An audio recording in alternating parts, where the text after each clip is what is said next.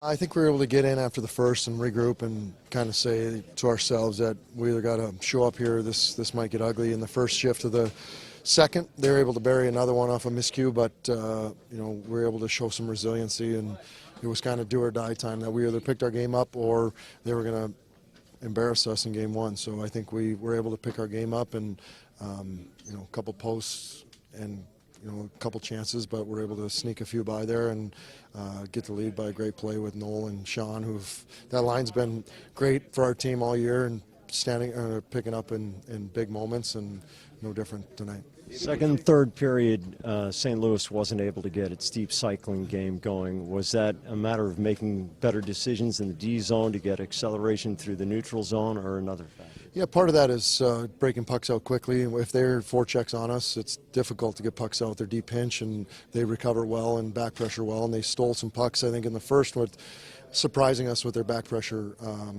Moving pucks a little bit quicker, managing it better so that they can't just tip pucks in with speed and get on us in short order. I think was a big key to our second period, to start to get some O-zone time and to be able to not let them in our zone and occupy our zone time after time, kind of the way they did in the first. I think our power play probably had the majority of our offensive looks in that first period, and we dug a hole and had to dig out of it. Did you take Bortuzzo's number after that little exchange he gave to you?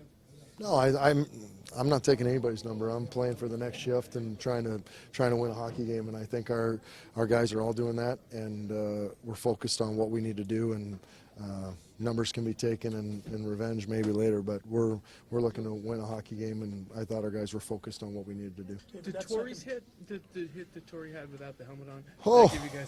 That gave me some goosebumps. I mean, he's battling in our zone with Perron, and I don't know what kind of twister game they were playing in front of our net, but no bucket. And then I was hoping he would change. He doesn't have a helmet on, but goes right up the ice and lays a big hit. And I don't know. He thinks he's playing 30, 40 years ago, but that was an exchange. I think that was Torrey Krug, establishing himself in this series, and that was at least from my perspective a big boost in ability on the bench to say that the boys are dialed in a little bit. Was there a lot of that, guys establishing themselves in this series? It seemed like that there was some physical stuff back and forth. There was some physical stuff. They're a heavy team. They don't give you any free ice, and I don't know if anyone's claimed alpha dog at all. It's going to be a tight series. It's really a one-goal game minus the empty netter.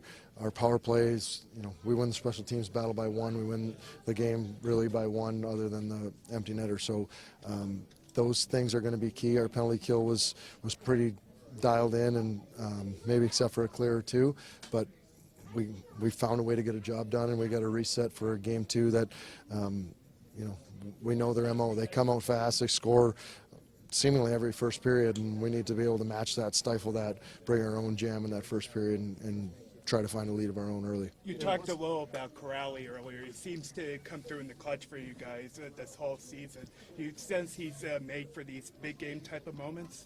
Yeah, I think he's got the penalty in the first period where I think he's he's a guy that really cares about contributing to wins, and I think he took that as I need some redemption here, and I think he's certainly got redemption. He lugs a puck on Clifton's goal, gets into the zone, doesn't just throw it, curls up and throws one to the back door. And then the third goal, Noel makes a nice play, spins it, throws it to the back door, and he's pretty well tied up, and he's able to get it off his skate, get it to his stick, and find some daylight there. And those types of efforts he's provided in key moments, and the Corrali leap into the glass is it's alive and well, and that's fun to watch.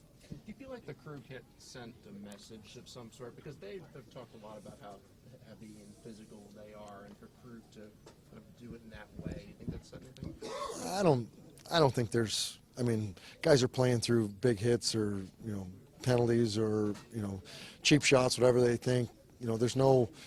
I don't know that anybody at this stage of being in the finals is having messages sent where they're, going to be off of what their goal is or what their objective is, and it's certainly a cog in our wheel that we need to have present in our game is physicality and making sure that they're not freewheeling can just concentrate on making plays with the puck. They need to have awareness that we might be physical against them, and part of that leads to some turnovers too, because maybe the internal clock starts to tick that someone's going to be coming for me, and they move pucks maybe before there's actual real pressure on them, and we're in good spots to turn it over.